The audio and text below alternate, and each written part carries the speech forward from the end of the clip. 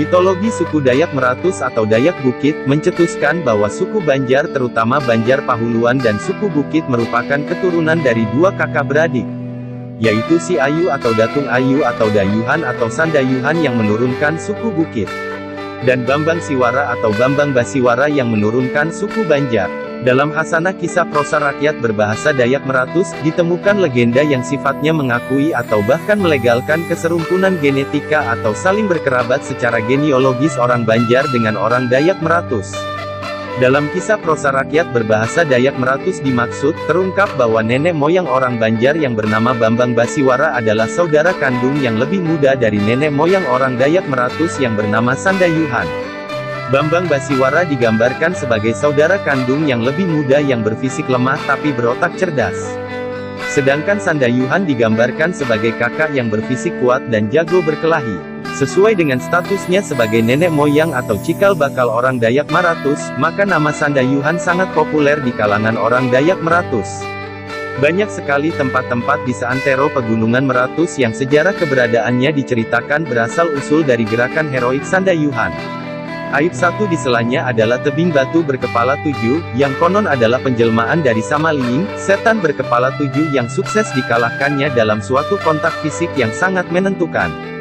Suku bangsa Banjar terbentuk dari suku-suku Maanyan, Lawangan, Bukit, dan Ngaju yang dipengaruhi oleh kebiasaan istiadat Melayu dan Jawa, dipersatukan oleh kerajaan yang beragama Buddha, Hindu dan terakhir Islam, dari kerajaan Banjar, sehingga menumbuhkan suku bangsa Banjar yang berbahasa Banjar. Suku bangsa Banjar terbagi menjadi 3 subsuku, yaitu Banjar Pahuluan, Banjar Batang Banyu, dan Banjar Kuala. Banjar Pahuluan pada asasnya adalah masyarakat kawasan lembah-lembah sungai yaitu cabang Sungai Negara yang berhulu ke Pegunungan Meratus.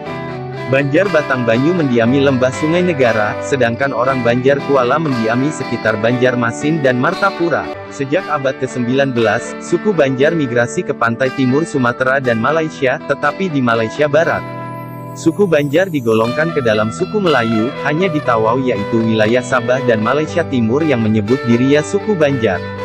Di Singapura, suku Banjar sudah menyatu ke dalam suku Melayu. Kesultanan Banjar sebelumnya meliputi wilayah Provinsi Kalimantan Selatan dan Kalimantan Tengah.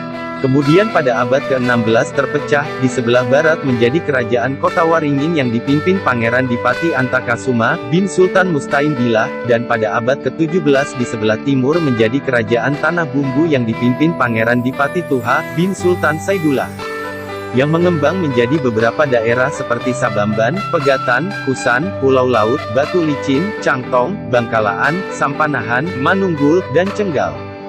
Banjar Pahuluan. Sangat mungkin sekali pemeluk Islam sudah telah ada sebelumnya di sekitar keraton bangunan di Banjarmasin, tetapi pengislaman secara massal diduga terjadi setelah Raja Pangeran Samudera yang kemudian dilantik menjadi Sultan Suryansyah, memeluk Islam didampingi warga kerabatnya, yaitu bubuhen raja-raja. Perilaku raja ini didampingi elit ibu kota, masing-masing tentu menjumpai masyarakat yang semakin asli, yaitu suku Dayak Bukit, yang dahulu dianggarkan mendiami lembah-lembah sungai yang sama. Dengan memperhatikan bahasa yang dikembangkannya, suku Dayak Bukit adalah satu asal-usul dengan cikal bakal suku Banjar, yaitu sama-sama berasal dari Sumatera atau sekitarnya, tetapi mereka lebih dahulu menetap. Kedua himpunan warga Melayu ini memang hidup bertetangga, tetapi setidak-tidaknya pada masa awal, pada asasnya tidak berbaur. Jadi, meskipun himpunan suku Banjar Pahuluan membangun pemukiman di suatu tempat, yang mungkin tidak terlalu jauh letaknya dari balai suku Dayak Bukit, namun masing-masing merupakan himpunan yang berdiri sendiri. Sebagai kebutuhan keamanan, atau karena memang telah terjadi ikatan kekerabatan, cikal bakal suku Banjar membentuk komplek pemukiman tersendiri. Komplek pemukiman cikal bakal suku Banjar Pahuluan yang pertama ini merupakan komplek pemukiman Bubuhen, yang pada mulanya terdiri dari seorang tokoh yang berwibawa sebagai kepalanya, dan warga kerabatnya, dan mungkin ditambah dengan keluarga-keluarga lain yang bergabung dengannya. Model yang sama atau nyaris sama juga terdapat pada warga Balai di kalangan warga Dayak Bukit, yang pada asasnya sedang berjalan sampai sekarang. Kawasan lembah sungai-sungai yang berhulu di Pegunungan Meratus ini nampaknya wilayah pemukiman pertama warga Banjar, dan di kawasan inilah konsentrasi masyarakat yang banyak sejak zaman lawas, dan kawasan inilah yang dinamakan Pahuluan. Apa yang diberitahukan di atas menggambarkan terbentuknya warga Banjar Pahuluan, yang tentu saja dengan probabilitas telah tersedianya unsur Dayak Bukit ikut membentuknya. Banjar Batang Banyu, warga Banjar Batang Banyu terbentuk diduga erat sekali berkaitan dengan terbentuknya pusat kekuasaan yang meliputi seluruh wilayah Banjar, yang terbentuk mula pertama di hulu Sungai Negara atau cabangnya yaitu Sungai Tabalong. Sebagai warga yang berdiam di ibu kota tentu merupakan kebanggaan tersendiri, sehingga menjadi himpunan masyarakat yang terpisah. Kawasan tepi Sungai Tabalong adalah merupakan tempat tinggal tradisional dari suku Dayak Manyan dan Lawangan, sehingga diduga banyak yang ikut serta membentuk suku Batang Banyu, di samping tentu saja orang-orang asal Pahuluan yang pindah ke sana dan para pendatang yang datang dari luar. Bila di Pahuluan umumnya orang hidup dari bertani subsistens, maka banyak di sela masyarakat Batang Banyu yang bermata pencarian sebagai pedagang dan pengrajin. Banjar Kuala, ketika pusat kerajaan dialihkan ke Banjarmasin mulai terbentuknya Kesultanan Banjar, beberapa warga Batang Banyu dibawa pindah ke pusat kekuasaan yang baru ini dan bersama-sama dengan masyarakat sekitar keraton yang sudah telah ada sebelumnya, membentuk suku Banjar.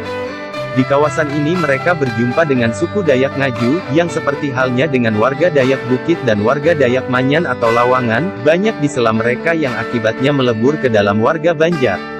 Setelah mereka memeluk agama Islam, mereka yang bertempat tinggal di sekitar ibu kota kesultanan inilah sebenarnya yang dinamakan atau menamakan dirinya orang Banjar, sedangkan warga Pahuluan dan warga Batang Banyu biasa menyebut dirinya sebagai orang atau asal dari kota Lawas yang terkemuka dahulu. Tetapi bila telah tersedia di luar tanah Banjar, mereka itu tanpa kecuali mengaku sebagai orang Banjar. Memeluk Islam merupakan kebanggaan tersendiri, setidak-tidaknya dahulu, sehingga berpindah agama di kalangan warga Dayak dituturkan sebagai babarasi, atau membersihkan diri di samping menjadi orang Banjar. Warga Banjar bukanlah suatu yang telah ada begitu saja, tapi dia merupakan konstruksi historis secara sosial suatu himpunan manusia yang menginginkan suatu komunitas tersendiri dari komunitas yang telah tersedia di Kepulauan Kalimantan. Etnik Banjar merupakan pertemuan bermacam himpunan etnik yang mempunyai asal-usul beragam yang dihasilkan dari sebuah proses sosial warga yang telah ada di kawasan ini, dengan titik berangkat pada proses islamisasi yang diterapkan oleh Demak sebagai syarat berdirinya Kesultanan Banjar. Banjar sebelum berdirinya Kesultanan Islam Banjar belumlah dapat dituturkan sebagai sebuah kesatuan identitas suku atau agama, namun semakin tepat merupakan identitas yang merujuk pada kawasan teritorial tertentu yang menjadi tempat tinggal. Suku Banjar yang semula terbentuk sebagai entitas politik terbagi tiga grup berdasarkan teritorialnya dan unsur pembentuk suku berdasarkan perspektif kultural dan genetis yang menggambarkan percampuran masyarakat pendatang dengan masyarakat asli Dayak. Dengan mengambil argumen Edward Saleh tentang inti suku Banjar, maka percampuran suku Banjar dengan suku Dayak Ngaju atau suku serumpunnya yaitu Himpunan Barito Barat yang telah ada di sebelah barat Banjarmasin, Kalimantan Tengah dapat kita asumsikan sebagai Himpunan Banjar Kuala juga. Di sebelah utara Kalimantan Selatan terjadi percampuran suku Banjar dengan suku Manyan atau suku serumpunnya yaitu Himpunan Barito Timur seperti Dusun, Lawangan dan suku Pasir di Kalimantan Timur yang juga berbahasa Lawangan, dapat kita asumsikan sebagai Himpunan Banjar Batang Banyu. Percampuran suku Banjar di Tenggara Kalimantan yang banyak terdapat suku Bukit kita asumsikan sebagai Banjar Pahuluan. Menurut sensus BPS tahun 2010 populasi suku Banjar berjumlah 4.127.124 dan terdapat di seluruh provinsi Indonesia dengan 2.686.627 diantaranya tinggal di Kalimantan Selatan.